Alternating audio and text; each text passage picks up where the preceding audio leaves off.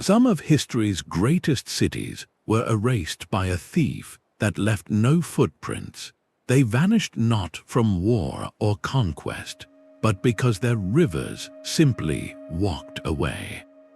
This is the story of a silent geological force called river avulsion, the natural process where a major river abandons its course, and in doing so, it can delete an entire civilization from the map. By the end of this journey, you will understand how the very source of life for these ancient megacities became the unseen architect of their ruin, a lesson written in mud and sand that speaks directly to our world today. We will uncover why thriving urban centers from the Indus Valley to the deserts of Central Asia were suddenly left stranded, and what their forgotten fates reveal about the fragile pact between human ambition and the natural world. What does it truly mean for a city to be forgotten? A city is a promise made to the future, a complex wager that enough people and resources can be gathered in one place to build something lasting. But every ancient metropolis that ever flourished placed that bet on a single, crucial foundation. It was not stone walls or grand temples that secured their survival, but the constant, generous flow of fresh water. From the very first settlements, human ambition was tethered to the banks of great rivers. These were not mere features on a landscape, they were the beating hearts of civilization, pumping life into every aspect of society. Take the Indus Valley, where cities like Mohenjo-daro and Harappa thrived. The Indus River provided more than just drinking water. Its annual floods deposited rich, fertile silt across the plains, creating a breadbasket that could support tens of thousands of people without the land ever growing tired. Canals channeled this water to fields, turning the desert's edge into a green oasis. But the river's gift extended far beyond food. It was a highway. Goods, ideas, and people moved along its currents, connecting distant communities into a vast, integrated economic network. The standardized bricks found across the region hint at a shared culture, a cohesion born from that shared aquatic lifeline. Similarly, in Mesopotamia, the Tigris and Euphrates rivers did not just water crops, they dictated power. Control of the water meant control of the harvest, and control of the harvest meant control of the people. Kings derived their authority from their perceived ability to manage these divine forces, building elaborate irrigation works that were both feats of engineering and instruments of state. The river was the economy, the government, and the church, all flowing together in one channel. This deep, multifaceted dependency makes what happened next so utterly baffling to the modern mind. How could a society so sophisticated, so intimately woven into the fabric of its environment, simply watch its source of life walk away?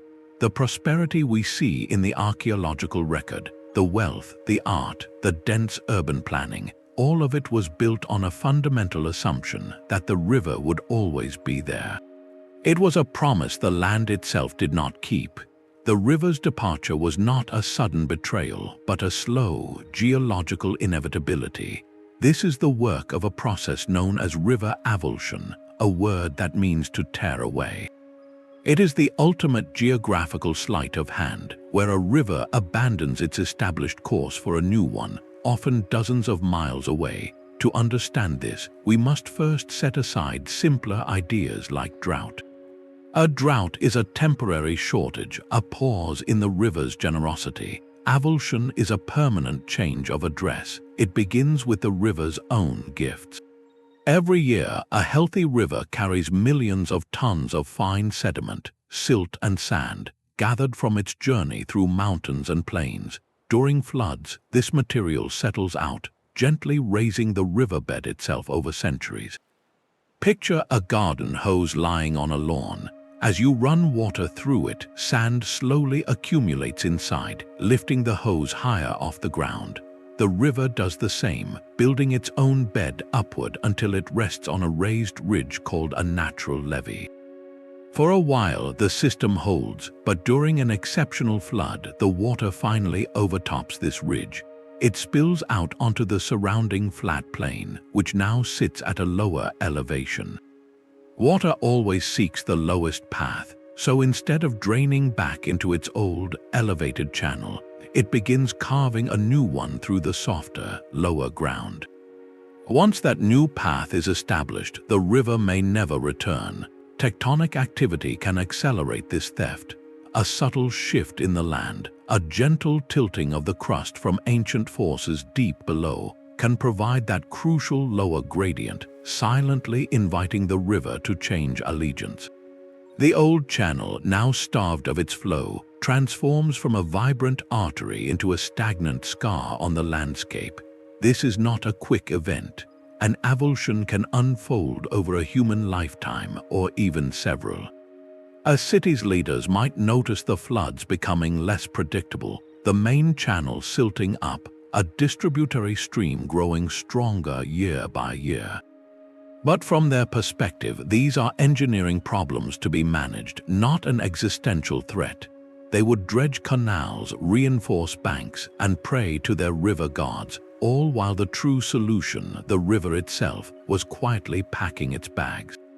By the time the last trickle faded from the original bed, the fate of the city was already sealed. The geological architect had completed its work, leaving behind a magnificent, waterless monument. Their fate was a geological whisper, but the ruins they left behind shout of a forgotten brilliance. Among the most haunting of these silent testimonials are the cities of the Indus Valley. At their peak, around 4,000 years ago, this civilization was a marvel of the ancient world, stretching across an area larger than ancient Egypt or Mesopotamia. Its twin capitals, Mohenjo-daro and Harappa, were not chaotic growths but masterpieces of deliberate design. They were built on a grid system of straight, wide streets, some equipped with the world's first known municipal drainage and sewer systems, with individual homes connected to a network of covered channels. These were not just settlements, they were megacities of their time, home to tens of thousands of people who lived in standardized brick houses, used uniform weights and measures for trade, and created art of stunning sophistication, all without any evidence of grandiose palaces or temples to a single king. This was a society that seemed to have solved the puzzle of urban living through cooperation and meticulous planning, and then it simply faded from history. For decades, scholars pointed to dramatic explanations for its end, often suggesting conflict with outside groups, but the archaeological record tells a quieter, more unsettling story. There is little evidence of large-scale destruction by war at the major sites. Instead, the clues point to a slow unraveling. The script they left behind remains undeciphered, but the landscape itself holds a more legible message. Research suggests the lifeblood of this entire civilization, the mighty Indus River and its network of tributaries, began a slow, relentless migration. One of the most significant shifts may have involved a legendary river mentioned in ancient texts, the Sarasvati. Geological surveys and satellite imagery reveal the ghost of a massive, dried-up river channel running parallel to the Indus, a paleo-channel that once carried Himalayan meltwater through the heart of the region. When that flow was diverted, either by tectonic uplift or the river's own avulsive tendencies, the consequences were catastrophic. Cities and towns that depended on its water for irrigation were left stranded. The agricultural surplus that fed those tens of thousands of urban dwellers evaporated with the river. Trade routes that followed the waterways became useless. The meticulously engineered wells of Mohenjo-daro might have gone dry or become brackish. What followed was not a sudden collapse but a prolonged departure. People didn't perish in their homes, they likely abandoned them, gradually migrating eastward toward the still-flowing Ganges basin, their unified culture dissolving into smaller, localized groups as the economic and ecological foundation literally drifted away from beneath their feet. The river didn't just leave the city, it took the very idea of the city with it. But the story of the Sarasvati is far more than a geological footnote. For millennia, it has lived on as a powerful cultural memory.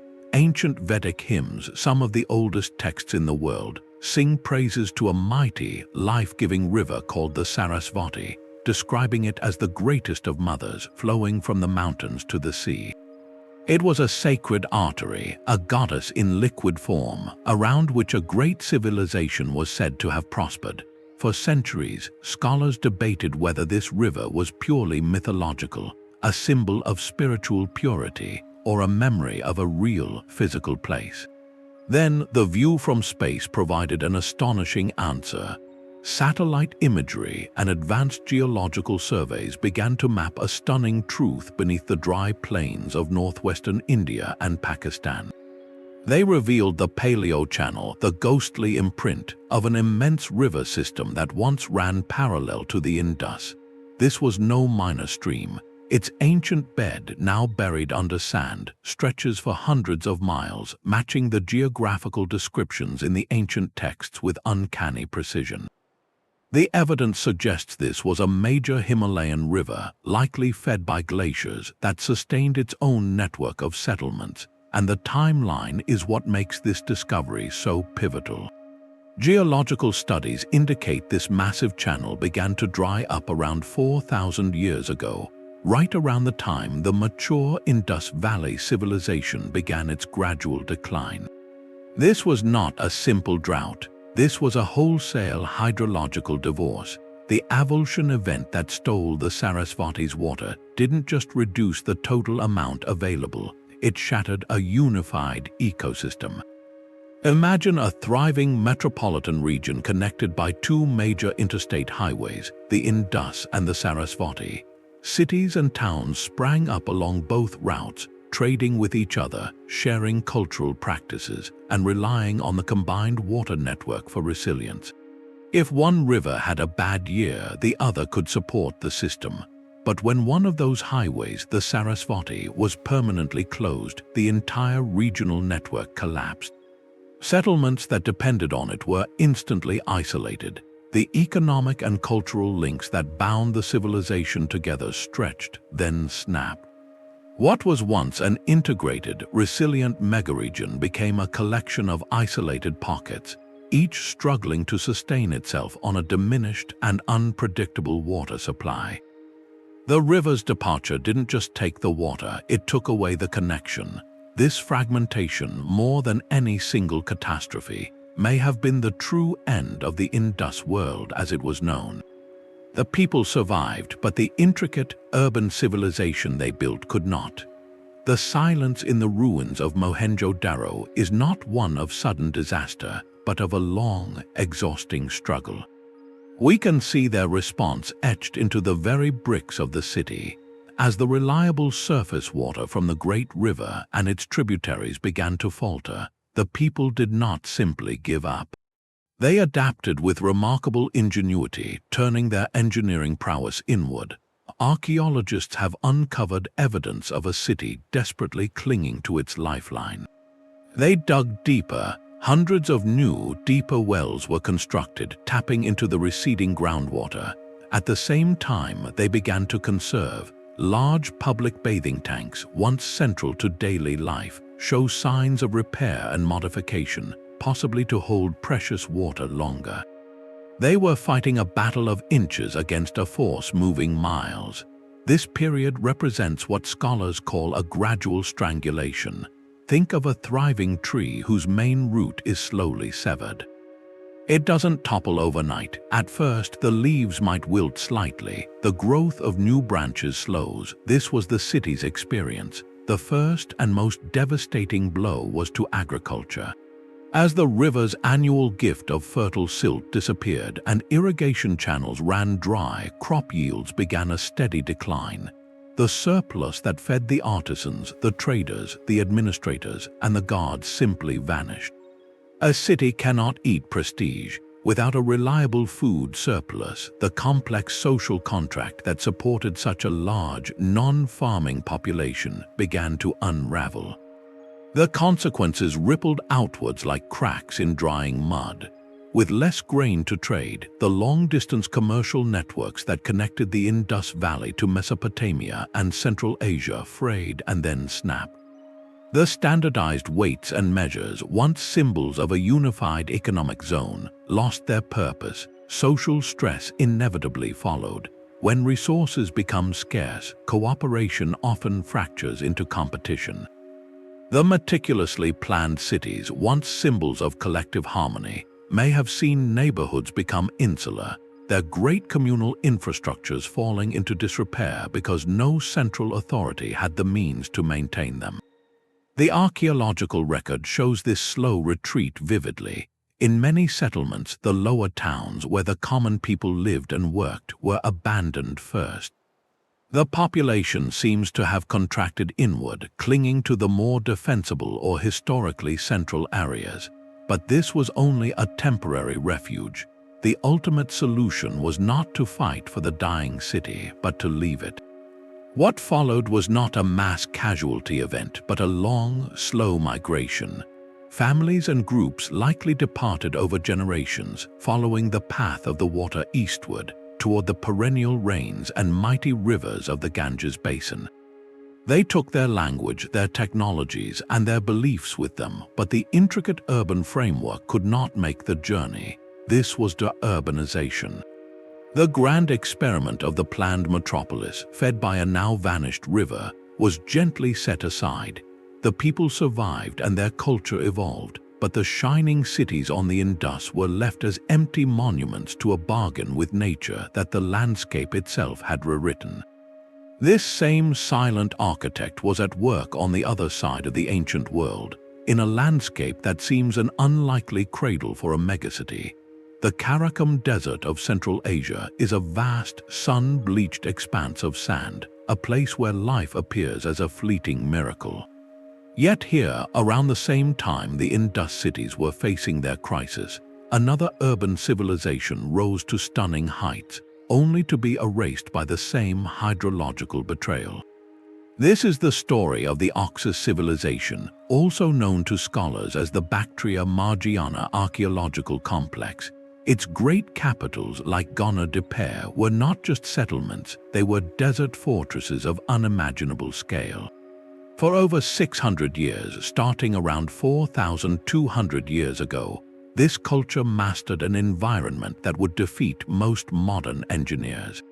They built not with the expectation of a generous, flowing river at their doorstep, but with the audacious belief that they could command water from a distance. Their entire existence was a breathtaking act of hydrological will. They channeled the snowmelt from the distant Pamir and Hindu Kush mountains through hundreds of miles of meticulously engineered canals, transforming the desert margins into a green, productive oasis. Gonur Depe itself was a monumental achievement, a massive fortified complex covering over 50 acres, with a central palace, intricate temples, and workshops that produced some of the most exquisite bronze and silver artifacts of the Bronze Age. This was a society of profound sophistication, connected by trade routes that stretched from Mesopotamia to the Indus Valley and deep into the Eurasian steppe. They were, by any measure, a thriving ancient megacity, and then the rivers upon which their entire artificial world was built simply changed their minds. The lifeblood of the Oxus civilization came from two great river systems, the Murghab and the Tejen. These were not stable, predictable waterways. They flowed through flat, sandy plains, making them exceptionally prone to the avulsive behavior we now understand. A major shift in their courses, perhaps over just a few generations, would have been catastrophic. The elaborate canal networks that functioned like precise intravenous lines, delivering life-giving water directly to the fields around Gonur Depe and other cities, would have been left sucking at sand. The terminal points of these canals, where water was meant to flow, would have become dry, useless ditches leading to a river that was no longer there. Imagine the slow dawning of this disaster. The canal managers would have reported lower flow, engineers would have been sent to dig extensions to try and reach the retreating water source. But they were fighting a losing battle against a force of geology. As the agricultural base crumbled, the social and economic structure it supported would have destabilized. The evidence in the archaeological record points to a gradual abandonment, not a violent end. There are no layers of ash from sacked cities, no caches of weapons suggesting a last stand. Instead, we see a slow, systematic departure. Rooms were cleared of valuables, doorways were carefully sealed.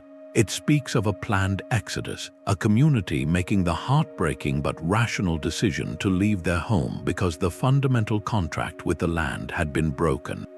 The people of Gonur Depe likely dispersed, some perhaps joining the nomadic pastoralist communities of the steppe, others migrating to follow the new courses of the rivers, leaving their magnificent desert capital to be buried by the very sands it had once held at bay. Their story is a powerful testament to human ingenuity and a sobering lesson in its limits when faced with the restless, patient power of a moving river. The sheer scale of their ambition is written across the desert in lines of dust. The Oxus Civilization did not find an oasis. They built one from scratch, conducting water across distances that would seem impossible even with modern machinery.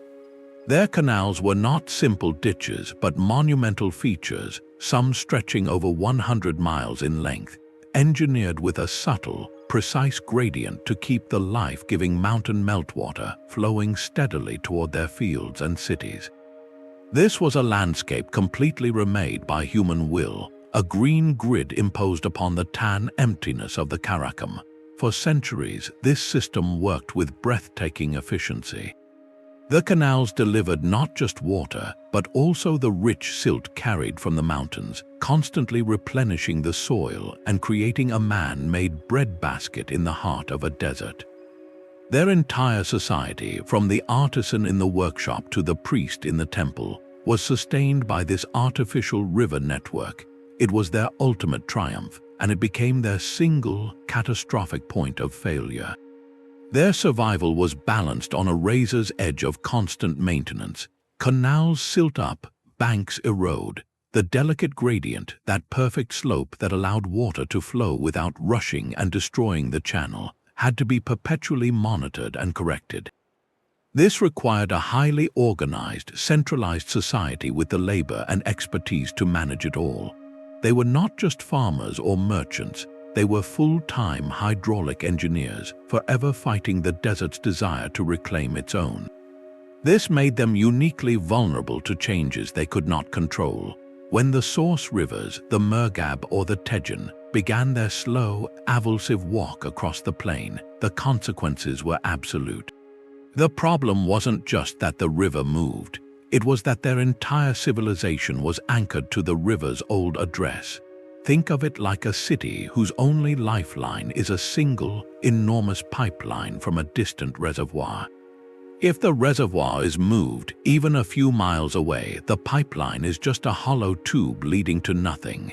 That is what happened. A shift in the river's course, or a reduction in its overall flow due to climatic changes or water being captured upstream, meant the intricate headworks of their canal system were suddenly drawing from a trickle or from dry sand. Without that constant influx, the long canals became useless. The water in them would evaporate or seep into the parched earth within a single season. The green fields they fed would produce one last meager harvest, then the desert would begin its steady advance. The topsoil, no longer bound by moisture and roots, would simply blow away. Within a few generations, the transformation was complete. What had been a thriving, irrigated garden would revert to the same barren scrub as the surrounding desert, leaving the great walls of Gonur Depe to stand as a monument in a wasteland they had once conquered. Their technology was a shield, but it was a shield that had to be held perfectly in place, and when the ground itself moved, there was no way to keep it steady. Walking through the ruins of Gonur Depe today, the most profound impression is not one of chaos, but of quiet order. archaeologists have uncovered a scene that defies the typical narratives of ancient collapse. There are no shattered walls from siege engines, no layers of ash from a great fire, no hoards of hastily hidden treasure. Instead, they find a city that was deliberately, thoughtfully, and peacefully left behind. Rooms were emptied of most portable goods, but personal items of lesser value, like simple pottery or worn tools, were often left in place as if their owners intended to return for them one day. Doorways to important buildings were carefully sealed with bricks, a final, respectful act of closure. This is the archaeology of a planned departure, a community making the collective decision to walk away from their home. The enemy they fled was not an invading army, but an invisible, unstoppable force. As the canals ran dry and the fields turned to dust, the people faced a simple, brutal equation. The city could no longer feed them, so they gathered what they could carry and followed the receding promise of water elsewhere, leaving their magnificent capital to the mercy of the wind. The sand did not attack the city, it simply accepted it. It drifted in through empty windows piled gently against silent walls and filled the abandoned irrigation ditches. Over centuries, this soft, relentless blanket preserved the ruins in stunning detail, freezing a moment of orderly abandonment. The streets remained straight, the foundations of houses perfectly clear, the grand outline of the central palace unmistakable. It is a perfect snapshot of urban life, yet utterly devoid of life. This is how a city dies when its river leaves. It is not a dramatic explosion, but a slow exhalation. The final residents closed the doors, took one last look down the wide, empty avenues their ancestors had built, and turned toward the uncertain horizon. Their legacy is not one of tragedy, but of poignant adaptation.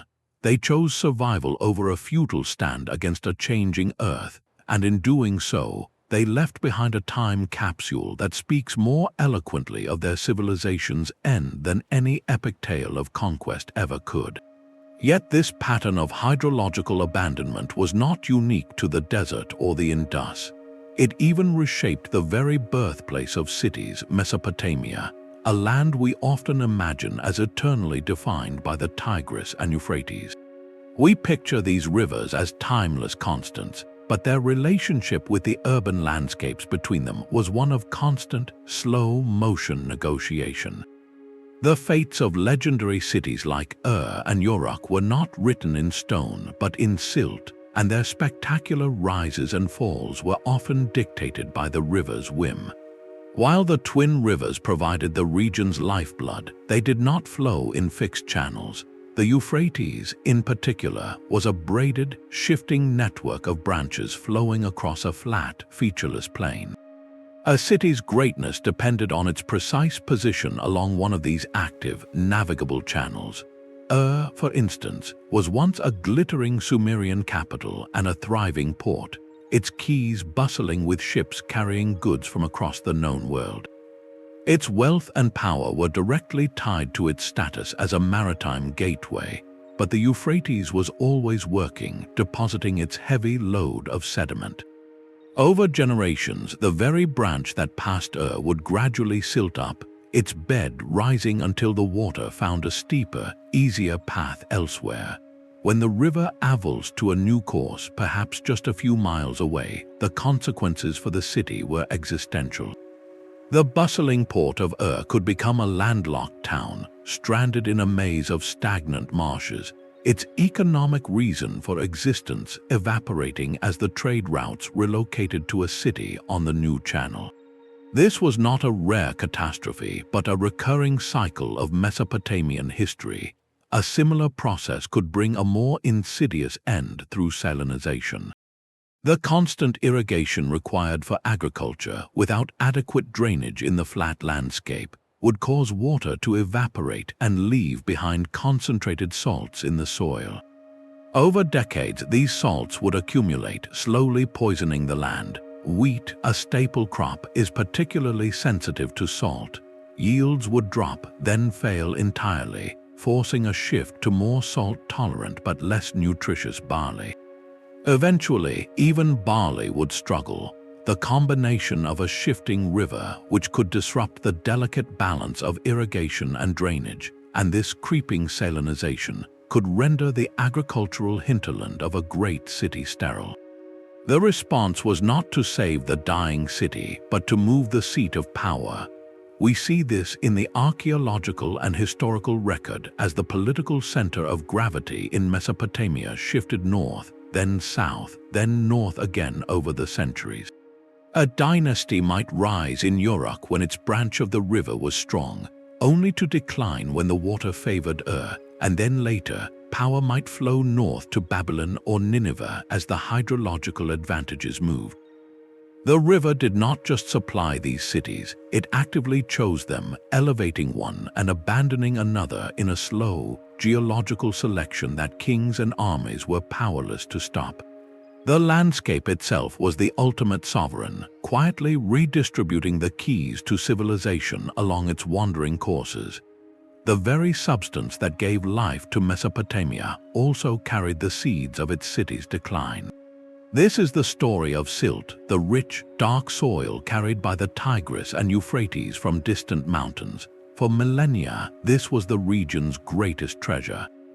Every spring flood would spread a new layer of this fertile gift across the fields, a natural fertilizer that made the land famously productive without ever needing to rest. It was the foundation of the Sumerian miracle, allowing them to generate the enormous agricultural surpluses that fed the world's first great cities.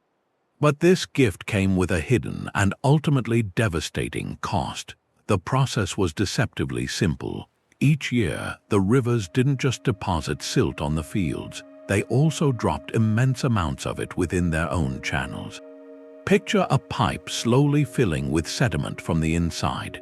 Over centuries, this relentless accumulation raised the riverbeds themselves, so that the rivers eventually flowed on raised ridges high above the surrounding floodplain. This created a precarious and unstable landscape. The raised rivers were now held back only by their own natural banks, or by the man-made levees that Sumerian engineers labored to maintain. In this elevated position, the water for irrigation had to be lifted up and out of the channel to reach the fields below, requiring ever more complex and energy-intensive systems of water-lifting devices. But the real danger came from flooding. When a major flood occurred, the water now had a much steeper drop from the river's raised bed down to the plain. A breach in the levee was no longer a manageable overflow, it was a catastrophic event. The pent-up water would explode through the gap with tremendous force, carving a steep new channel as it sought the lower ground. This was an avulsion in action, driven directly by the buildup of the river's own fertile gift. Once that new channel was established, the old one, and every city and farm that depended on it, could be left dry. Yet, even without a sudden channel shift, the silt created a slower, more insidious crisis. The constant irrigation, necessary because the fields now sat below the river, had no natural drainage. Water would seep into the low-lying plains and just sit there, waterlogging the soil. Under the fierce Mesopotamian sun, that standing water would evaporate rapidly, leaving behind all the salts it had carried from the mountains. Year after year, this cycle deposited a toxic layer of salt in the very root zones of the crops. At first, the farmers adapted. Ancient records show a clear shift over time from growing wheat, which is highly sensitive to salt, to growing more tolerant barley. But even barley has its limits. Over generations, the salt concentration built up until the land became so toxic that nothing would grow. The fields that had once been the envy of the world slowly whitened with a sterile crust. This was a silent, creeping famine. A city's agricultural base didn't collapse in a season. It withered over a century, its productivity ebbing away as surely as if the river had vanished. The great Sumerian cities, for all their administrative genius and military power, were ultimately helpless against this gradual geological toxicity. They could muster armies to fight human enemies, but they could not command the rivers to stop carrying silt, nor could they make the salt disappear.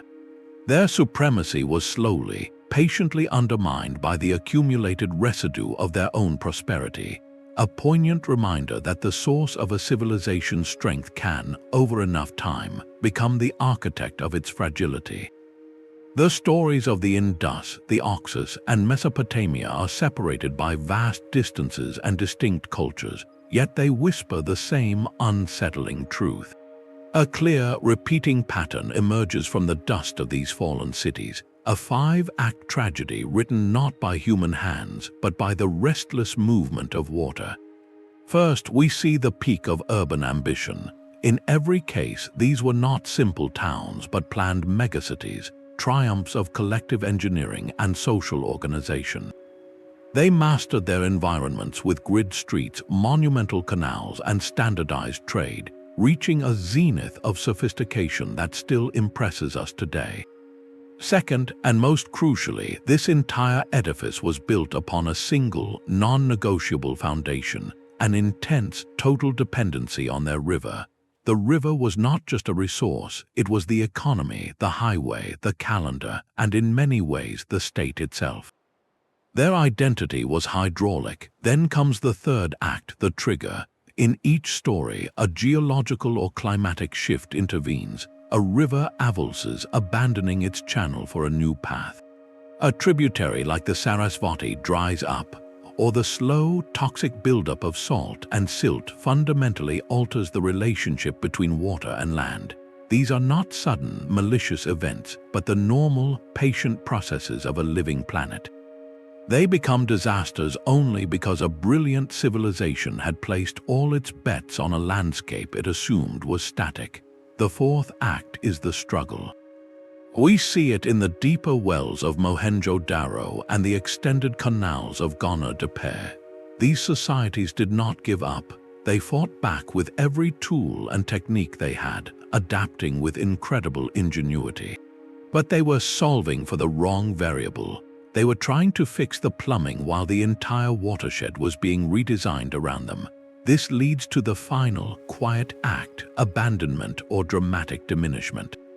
The end is rarely a fiery conquest. It is the slow migration from the orderly sealing of doors in Central Asia, the gradual eastward drift of Indus Valley peoples. The city, as a concept, becomes unsustainable. The people live on, but the urban experiment, that specific covenant between a human community and a particular bend in a river, is dissolved. When we line these cases up side by side, river avulsion and its related hydrological shifts cease to be local curiosities. They reveal themselves as a recurring, underestimated historical actor, a quiet force that has reshaped human geography as decisively as any war or dynasty. This force doesn't appear in king lists or epic poems. Its signature is written in dried mud, in ancient shorelines, and in the empty spaces where great cities used to be. But the river was never acting alone. While the geological process of avulsion was the direct cause, it often had a powerful accomplice, a force that could push a stable system past its breaking point. This was a changing global climate.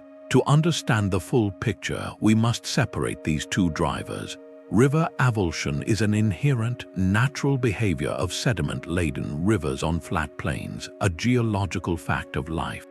Climate change, however, can load the dice, creating the precise conditions that make a catastrophic avulsion not just possible, but almost inevitable. Scientific evidence drawn from sources like ice cores and deep-sea sediment records paints a startling portrait of the era when many of these cities faltered. Between 4,000 and 3,000 years ago, the planet experienced significant climatic instability. In many regions, including those cradling our ancient megacities, this manifested as prolonged periods of reduced rainfall, what we would call megadroughts. These were not mere dry seasons, but decades, sometimes centuries, where the skies grew stingy. The impact on the rivers was profound and twofold. First, a long-term reduction in rainfall meant less water feeding the river systems at their mountain sources. The great arteries of civilization began to run thinner with a weaker, less consistent pulse. A diminished river carries less force, which makes it less capable of flushing sediment through its system. Instead, that silt drops out and accumulates in the channel even faster, accelerating that process of raising the riverbed and priming it for an avulsive leap. Second, and perhaps more critically, a drier climate directly undermined the human response. Remember, these cities survived through massive irrigation networks, especially in places like the Oxus Civilization. These canals were marvels, but they were also incredibly fragile, requiring a constant, generous input of water at their source to push that liquid across 100 miles of desert. When the headwaters shrank, the entire system began to fail at its furthest reaches first. The outermost farms, the settlements at the very edge of the green zone, would have watched their canals turn to dusty gullies. This created a creeping frontier of abandonment, a slow retreat back toward the core cities as the life-giving network contracted. The people would have fought this retreat, digging their canals deeper and longer in a desperate bid to reach the retreating water. But this was a battle against a global shift they could not perceive. The climate was not just drying up the river, it was stretching their brilliant technology to the point of snapping. So when the final trigger came, perhaps a major flood event that finally pushed the weakened, silt-choked river over its banks and onto a new course, the civilization was already on the brink. The cities were dehydrated, their agricultural hinterlands shrinking, their social and economic systems under immense strain. The river's avulsion was not the first disaster, but the final, decisive stroke. Climate change did not erase these cities by itself, but it set the stage, turning a manageable geological challenge into an unsurvivable crisis. It weakened the patient before the final fever hit. This raises a profound and unsettling possibility. Could these ancient engineers, in their very triumph over the river, have accidentally written the script for their own destruction? It is a haunting thought that a civilization's greatest achievements might contain the blueprint for its collapse. This brings us to a critical question of human acceleration. Did the people of these cities, through the sheer scale of their success, make themselves more vulnerable to the river's wandering heart? Emerging research suggests a poignant and tragic feedback loop may have been at work, where the tools of prosperity subtly turned against their creators. Consider the relentless demand for resources that a megacity creates. To feed tens of thousands of people, vast tracts of land had to be cleared for agriculture. Forests that once anchored the soil with their roots were cut down. Without that natural web to hold the earth in place, the rate of soil erosion would have increased dramatically. Every rainstorm would now wash more loose topsoil into the river systems. This human-caused erosion meant the rivers were suddenly carrying a much heavier load of sediment than they would under natural conditions. And as we've learned, sediment is the engine of avulsion. More silt in the river means the riverbed builds up faster. It means the natural levees rise more quickly. It means the system reaches that critical tipping point where the river seeks a new path in a fraction of the time it might have taken otherwise. In this light, the magnificent irrigation networks themselves might have played a dual role. They were lifelines, but they were also vast accelerants of the hydrological cycle. By channeling water directly from the river and across the landscape, they increased evaporation and the deposition of salts, yes, but they also likely increased the sheer volume of water and sediment moving through the human-managed system. Canals can erode their own banks, adding yet more silt to the flow.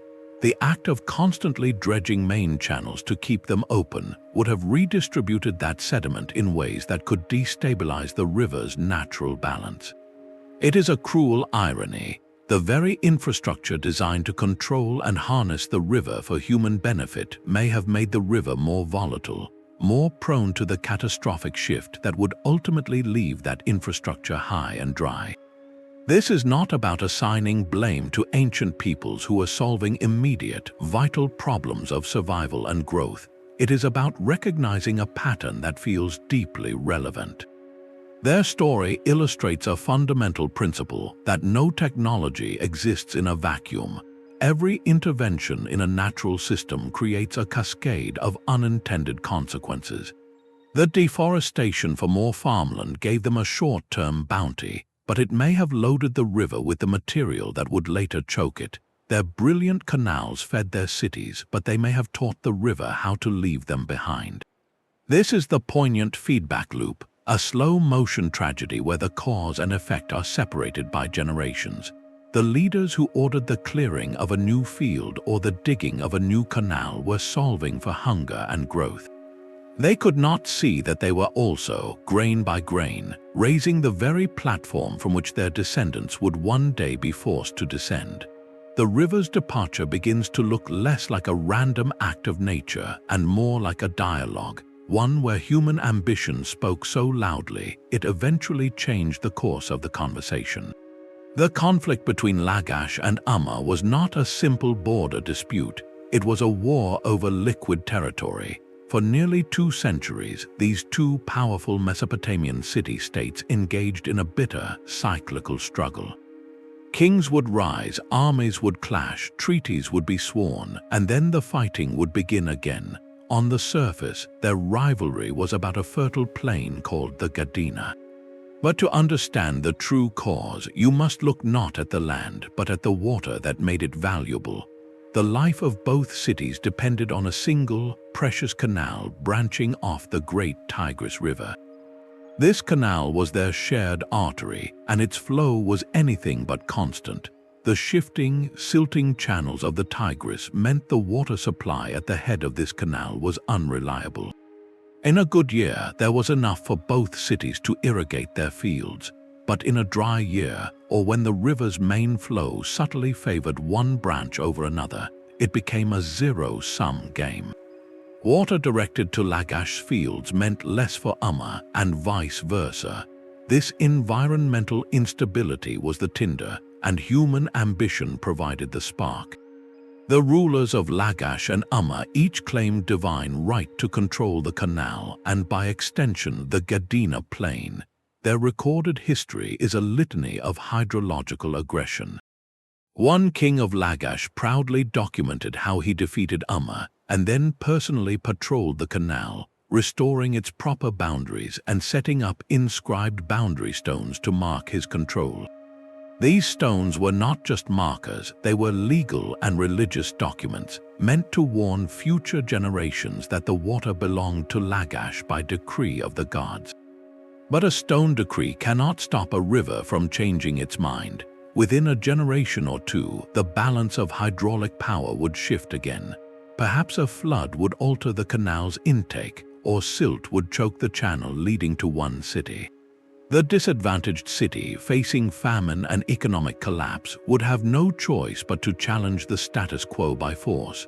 They would tear down the boundary stones, redirect the water, and provoke another war. This cycle reveals a profound truth about river instability. It did not just cause an environmental crisis that led to abandonment, as we saw with the Indus or Oxus. In Mesopotamia, where cities were packed closely together in the river plain, it created a permanent state of political friction. The river's wandering heart turned neighbor against neighbor, transforming a shared lifeline into a weapon and a prize.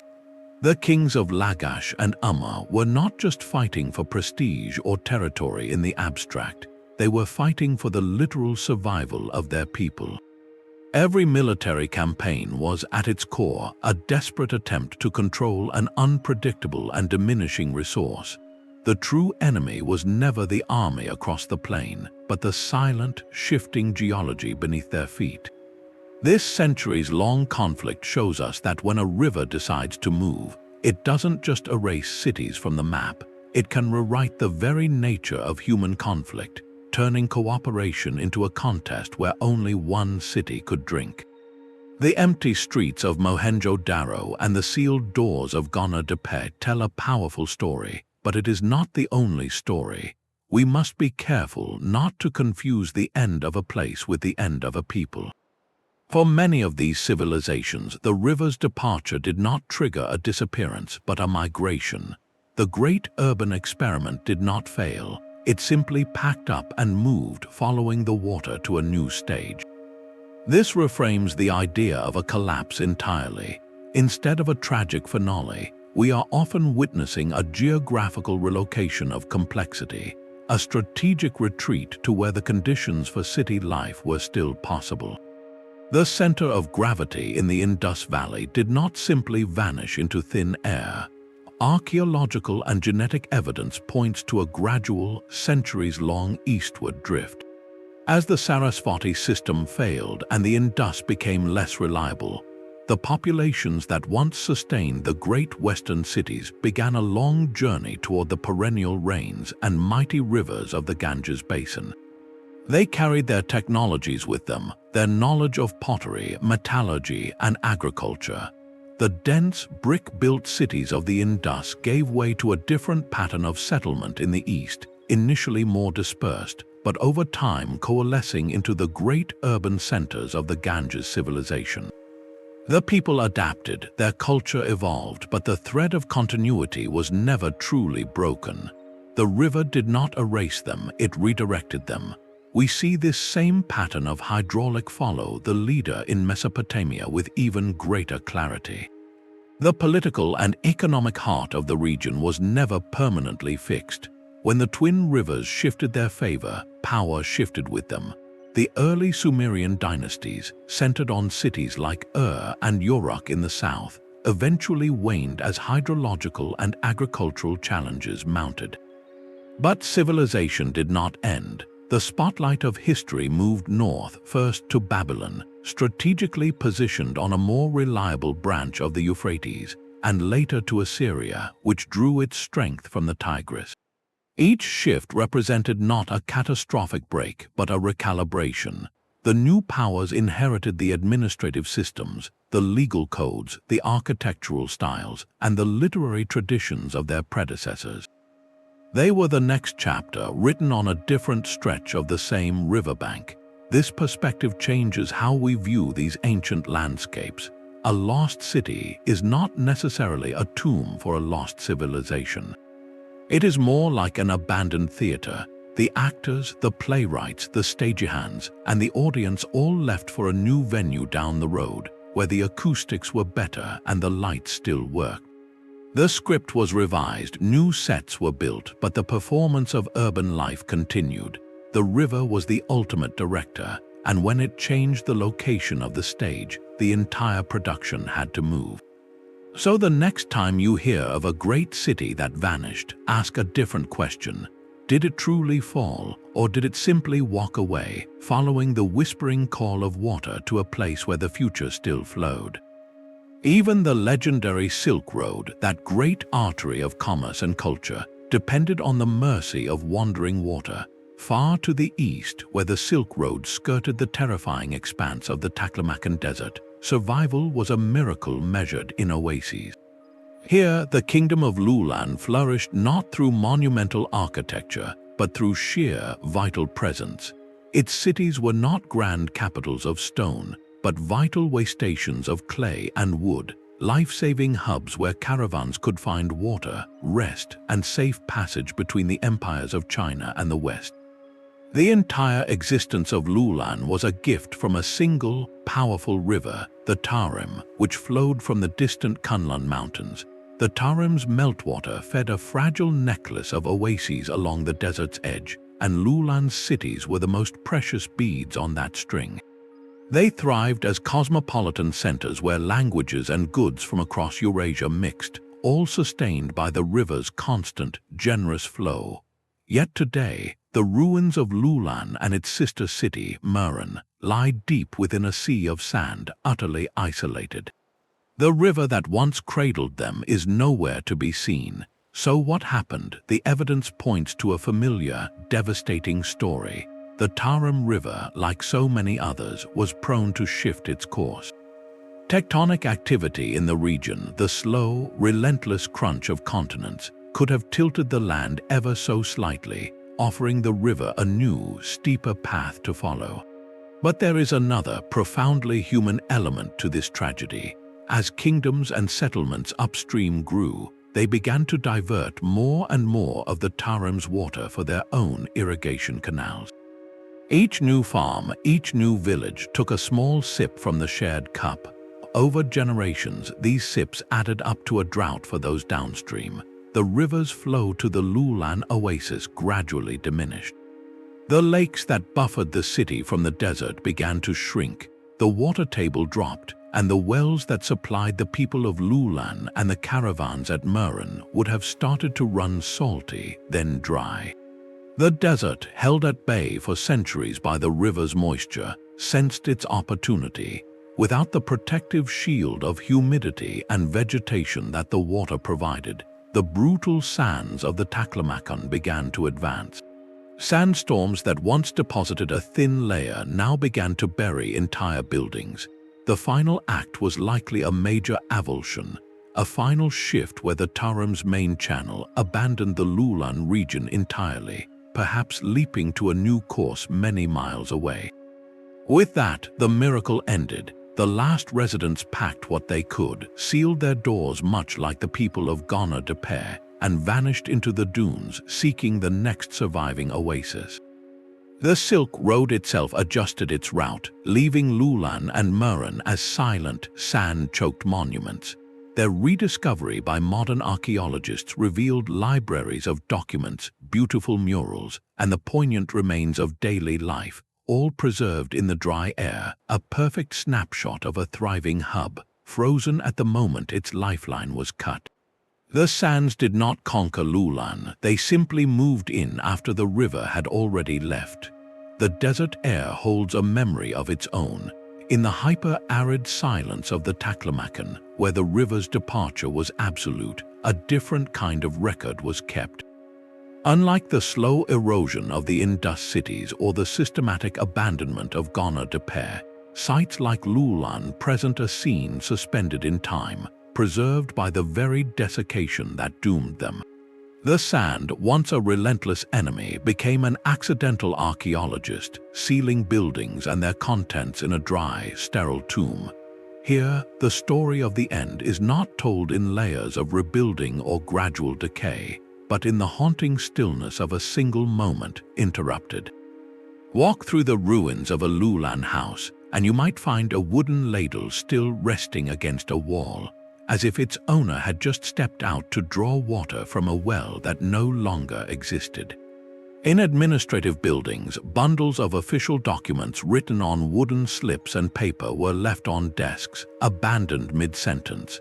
These were not treasures hidden for safekeeping, but the mundane paperwork of a functioning society, suddenly made irrelevant.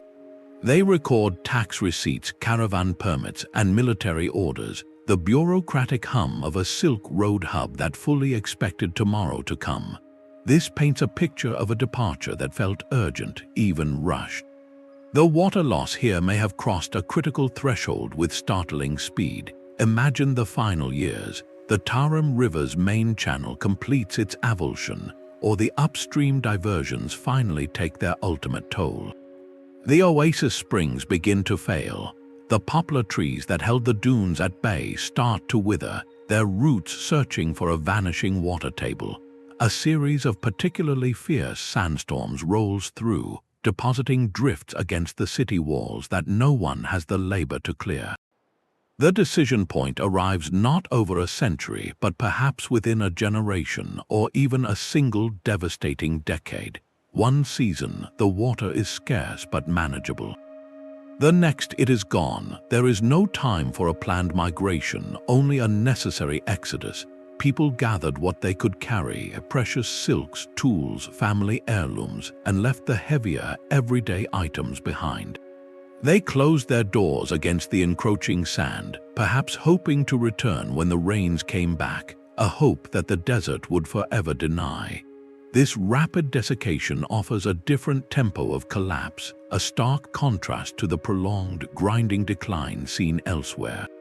It suggests that when a river system in an already marginal environment finally breaks, the end can be breathtakingly swift. The city doesn't fade away, it is simply switched off, its final day preserved in dust like a fly in amber, a poignant testament to how quickly a thriving way station can transform into a permanent monument to absence. This profound silence after the river's departure created a unique kind of historical amnesia. To be erased from history does not mean a city is physically destroyed. It means its story stops being told. When the inhabitants of these great centers dispersed, they took their living culture with them, but they left behind the institutional memory. The scribes who kept the tax records, the priests who maintained the temple chronicles, the poets who sang of the city's founding, they all moved on, and their work ceased in that place. The written record, that fragile thread connecting past to future, was snipped.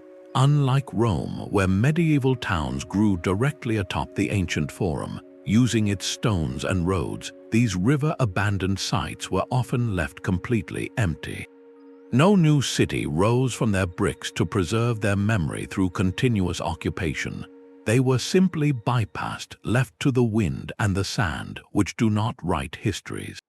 Without a continuous human presence to pass down their names and deeds, these places faded from collective knowledge into vague legend or vanished entirely.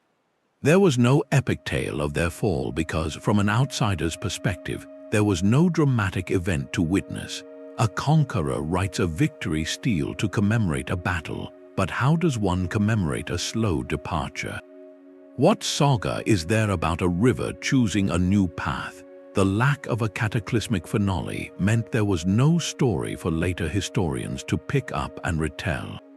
Their end was a quiet unraveling, not a thunderous collapse, and history has often been written by those who listen for the thunder, missing the whisper of the sand. So these cities slipped into a double oblivion, first geographical, as their lifeline vanished, and then historical, as the very memory of their existence was buried under the dust of newer empires and louder narratives. They became ghosts not just in the landscape, but in the story of humanity itself, waiting centuries for the trowel and the satellite to give them back their voice. The silence left by these rivers was broken not by a shout, but by a new way of seeing. For centuries, the ruins of Mohenjo-daro or the lonely mounds of Gonur Depe were simply curiosities, their stories locked away. The breakthrough came when we stopped looking just at the ruins and started reading the landscape itself. 19th century explorers, armed with little more than shovels and intuition, made the first crucial connections, noting how ancient sites often clustered along strange, dry depressions in the earth. They were following the ghosts of rivers, guided by the faintest of whispers in the soil. The real revolution, however, arrived from the sky. Satellite remote sensing gave us the God's eye view. From orbit, cameras sensitive to different light spectrums can detect subtle variations in vegetation, moisture, and soil composition. What looks like a flat, featureless plane to the human eye is revealed from space as a detailed manuscript. The paleo-channels of the lost Sarasvati River, for instance, appear as dark, snaking lines of denser sediment or slightly different plant life, a stark contrast against the surrounding desert. These spectral signatures allowed scientists to map entire dead river systems, tracing their ancient paths directly to the doorsteps of forgotten cities.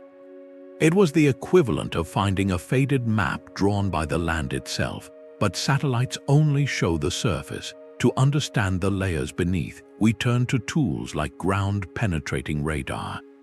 By sending radio waves into the earth and measuring their reflections, this technology creates a sonogram of the subsurface. It can reveal the buried bed of a river, its sandy channel filled in with centuries of silt lying just meters below the modern ground. It can show the outlines of silted-up irrigation canals radiating from a site like Gonur Depe, confirming that the city's reach extended far beyond its walls. This is how we move from seeing a dry ditch to understanding a vast, engineered hydrological network. The final piece of the puzzle comes from the chemistry of the earth. Isotopic analysis of sediments is like taking a fingerprint from the river's past. Water from different mountain sources carries unique chemical signatures, specific ratios of elements like strontium and neodymium. By drilling cores into the soil of an ancient field or the filling of an old well, scientists can extract these mineral grains and analyze their isotopic makeup. If the signature matches the Himalayas but the site is now hundreds of miles from any Himalayan river, the conclusion is undeniable. This field was watered by a river that once flowed from those mountains, a river that has since vanished or dramatically shifted course. This combination of old-fashioned archaeology and cutting-edge geoscience transforms speculation into a compelling narrative. We are no longer just guessing that a river moved. We can now point to its exact former channel, date when it was active, trace its water source, and directly link its abandonment to the archaeological evidence of a city's decline. The river's great theft, once a silent mystery, now leaves a wealth of evidence for the detectives of the deep past. For decades, the silence of the Indus Valley ruins spoke to scholars of a violent end. The dominant explanation was not a wandering river but a conquering people. This was the Aryan invasion theory, a narrative that filled the historical silence with the clash of swords and the march of foreign tribes. According to this view, nomadic warriors from the northwest swept down into the subcontinent, overwhelming the peaceful, urbanized Indus people, destroying their cities and imposing a new social order. It was a clean, dramatic story of conquest and replacement, one that seemed to explain the cultural discontinuity between the Indus civilization and the later Vedic period. But like the rivers themselves, the evidence began to shift. Archaeologists meticulously sifting through the layers of Mohenjo-daro and Harappa found something puzzling, or rather, they did not find it. There were no great burning layers, no mass graves filled with the remains of a final battle, no sudden change in material culture that would signal a swift, hostile takeover. The cities showed signs of gradual decline, not violent destruction. The invasion theory began to look less like a solution and more like a story imposed upon the silence. This opened the door for a quieter, more geological suspect. The river shift hypothesis did not require a villain, only a map. It argued that the primary cause of the civilization's unraveling was environmental, the slow, catastrophic failure of its hydrological foundation. The debate between these two ideas, avulsion versus invasion, became a central puzzle in understanding how civilizations end. Is history driven by the actions of people, or by the patient, impersonal forces of the earth? The current consensus among most scholars offers a nuanced answer that honors both. It suggests that environmental and hydrological stress was the primary, underlying driver. A city starving from a lack of water, its trade networks crumbling, its social fabric fraying from scarcity, is a city already in crisis. In such a weakened state, it becomes vulnerable. The arrival of new groups, whether through migration or conflict, would not have been the cause of the collapse but a final symptom. These newcomers might have encountered not a mighty empire but a hollowed-out one, moving into spaces that were already being abandoned. The invasion could have been less a war and more a movement into a power vacuum created by a retreating river. This perspective reframes our understanding of historical causation. It moves us away from simple stories of good versus evil, or conqueror versus conquered, and toward a more complex view of intertwined pressures. A civilization is not a fortress that is either standing or sacked. It is a dynamic system, balancing internal organization against external resources. When the resource base, like a river, fundamentally changes, the system falters. That moment of vulnerability can then be exploited by any number of secondary factors, from internal strife to external contact. The story of the Indus Valley, therefore, is likely not one of replacement, but of transformation under immense ecological stress. The people adapted, dispersed, and evolved, while their grandest urban achievements were left behind not to invaders but to the dust and the enduring question of what happens when the land itself decides to rewrite the rules. The ghosts of those ancient riverbanks are not confined to the past. They walk among us today in the very foundations of our own greatest cities. The modern megacities we consider pinnacles of human achievement are engaged in the same precarious dance with water that doomed Gonur Depe and Loulan, only now the stakes are global and the timeline is accelerating. Consider Bangkok, a dazzling metropolis built on the soft, waterlogged clay of the Chao Phraya River Delta. For decades, its explosive growth has been fueled by pumping vast amounts of groundwater from the aquifers deep below. As that water is extracted, the layers of clay and soil compact, like a sponge slowly drying out and shrinking. The entire city is sinking, a process known as subsidence, at a rate of more than 1 centimeter per year in some areas. Bangkok is quite literally descending into the space it once filled with water. Combine this with rising sea levels from a warming climate, and you have a dual threat that mirrors the ancient crisis, a city being pressed from below and encroached upon from the sea.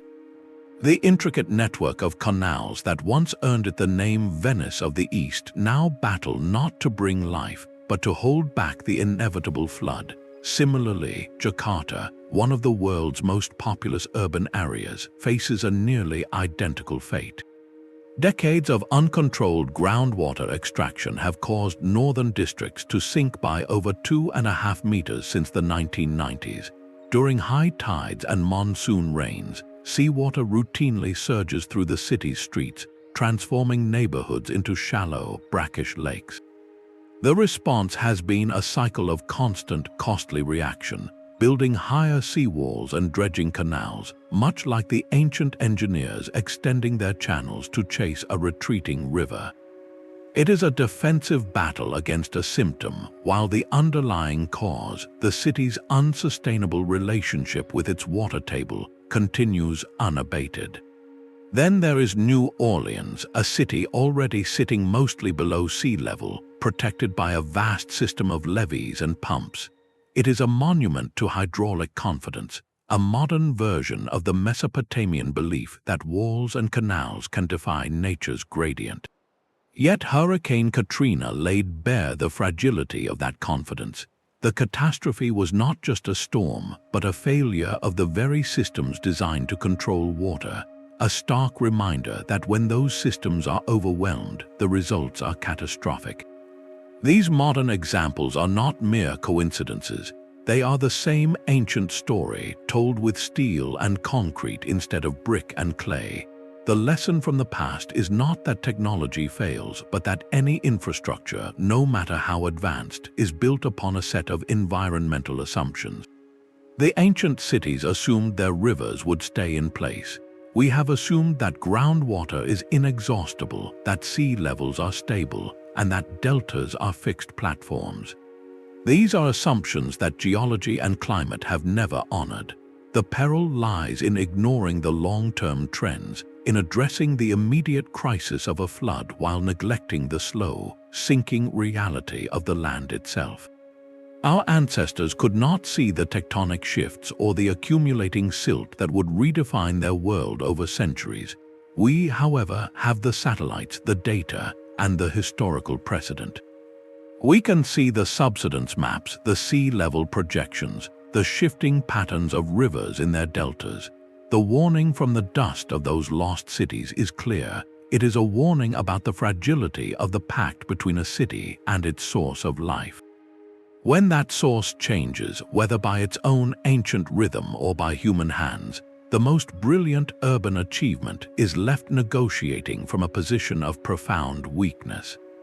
The river does not care about our monuments. It only follows the path of least resistance. The question for our age is whether we will heed the whisper in the soil before it becomes a roar from the sea. The human mind abhors a vacuum, especially a historical one. When a great city vanishes without a clear story, when the ground itself swallows the evidence of its passing, we do not simply forget. We invent, we mythologize. The stark, geological truth of a shifting river or a creeping desert is often too impersonal, too vast for a single human lifetime to comprehend. So across generations, the memory of the event transforms, shedding its earthly details and taking on the grand, symbolic language of legend. These are not lies, but a different kind of truth, a cultural memory encoded in metaphor. The most powerful example flows from the very river we have been tracing. For thousands of years after its waters faded, the Sarasvati lived on, not as a dry riverbed, but as a goddess. In the Rig Veda, one of humanity's oldest texts, she is celebrated in over 70 hymns as the greatest of mothers, a mighty, purifying stream that flowed from the mountains to the sea, nourishing a sacred land between the Yamuna and the Sutlej rivers. She was the embodiment of abundance, wisdom, and cosmic order. Scholars long debated whether this was pure mythology or a description of a real, physical place.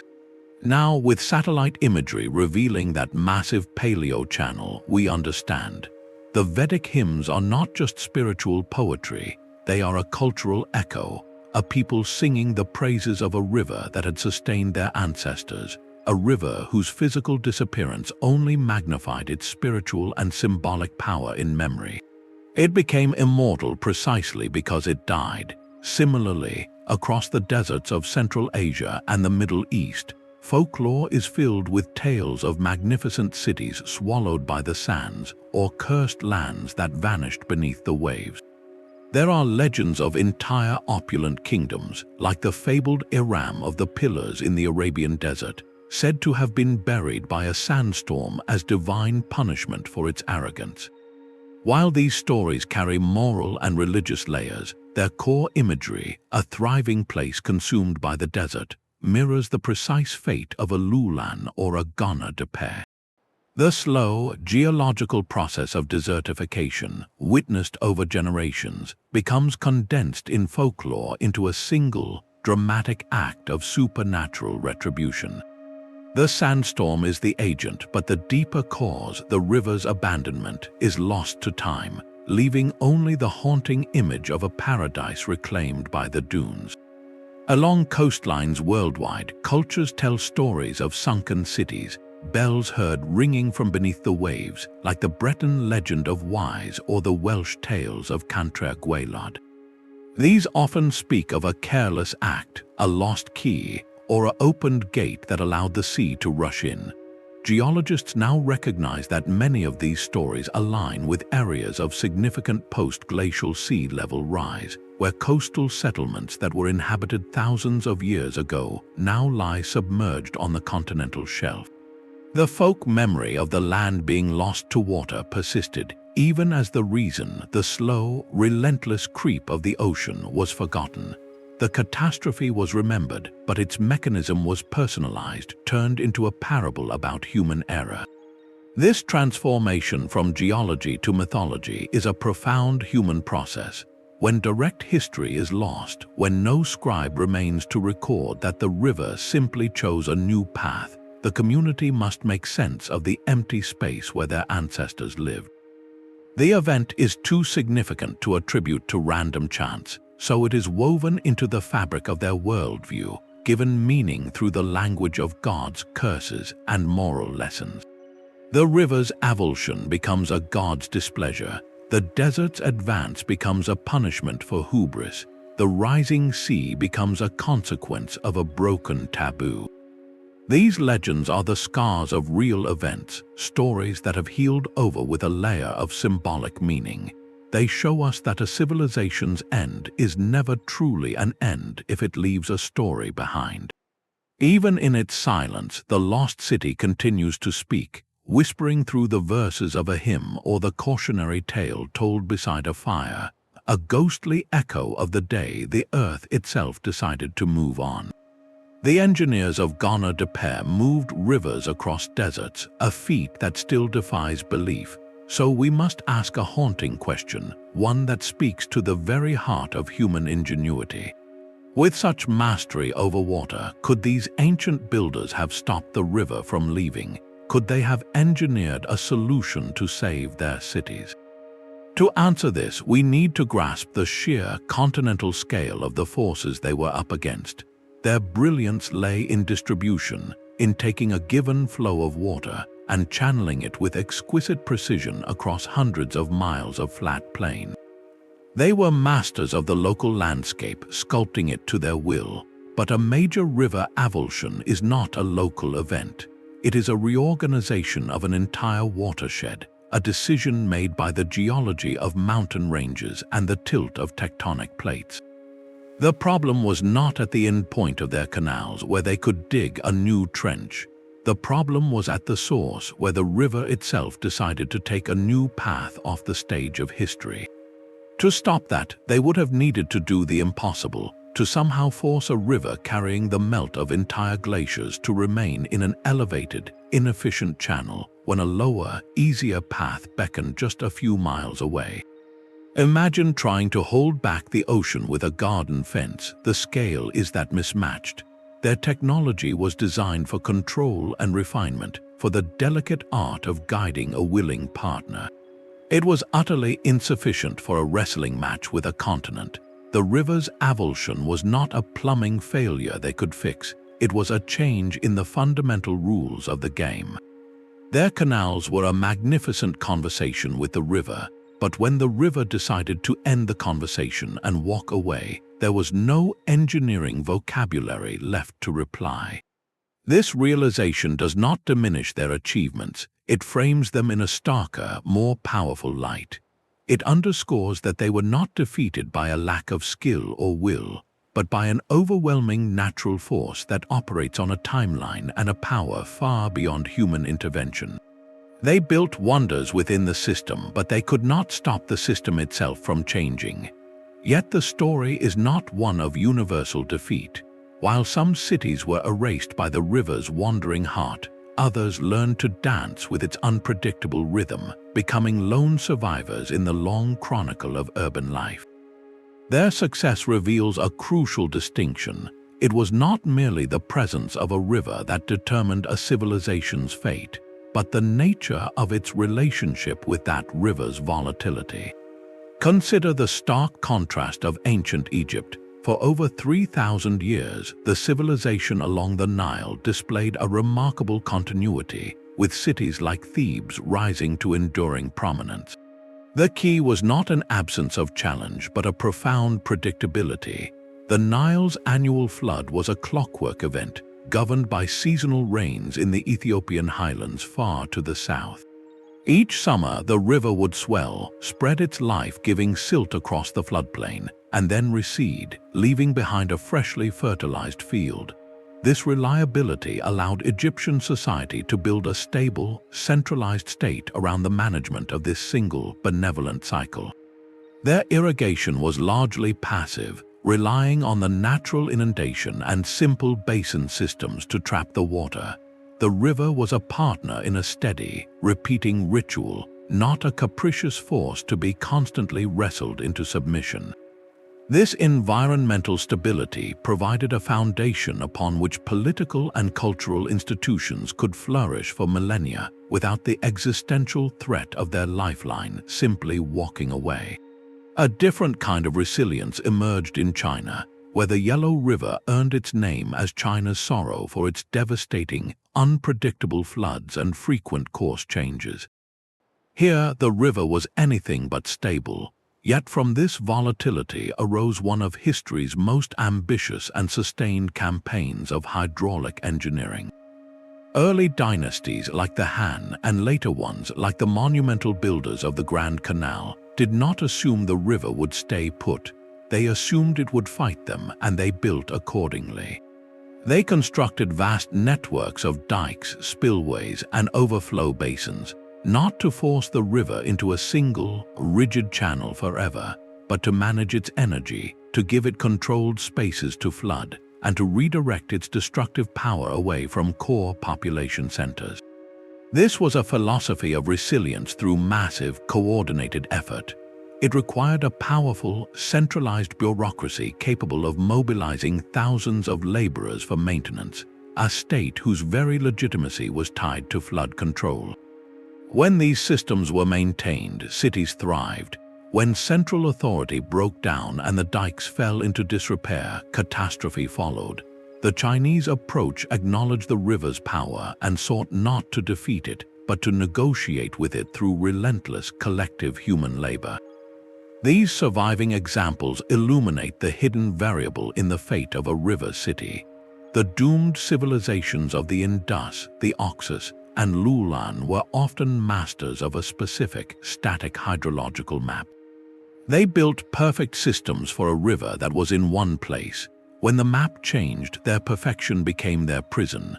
The survivors, whether blessed with a predictable partner like the Nile or forged in the volatility of the Yellow River, built their societies around the idea of change itself. They institutionalized adaptation, either through passive harmony with a reliable cycle or through active, state-powered management of an unruly one. Their legacy teaches us that the greatest urban triumph is not conquering a landscape, but learning the steps to its ever-shifting dance.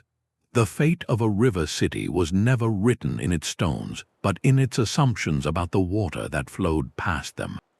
From the Indus to the Oxus, the pattern is unmistakable.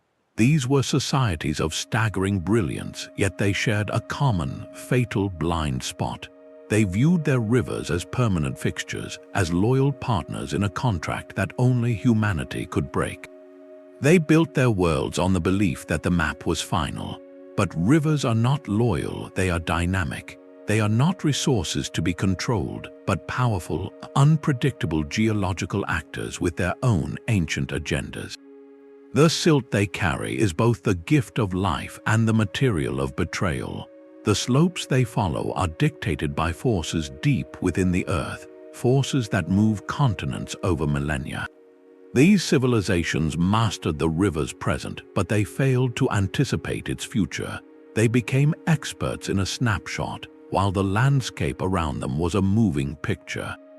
When the river finally enacted its geological destiny, shifting its course by a few miles over a generation, the entire foundation of that expertise crumbled. The meticulously engineered canals now pointed to emptiness. The agricultural calendars became irrelevant, the trade routes dissolved. This was not a failure of engineering, but a failure of imagination, a profound misunderstanding of the very entity they depended upon. The true erasure from history began not when the last resident left, but when the first planner assumed the river would always stay. This is the core lesson written in the dust of these lost megacities. Resilience is not about building a perfect system for a static world. It is about building a society flexible enough to change when the world inevitably does.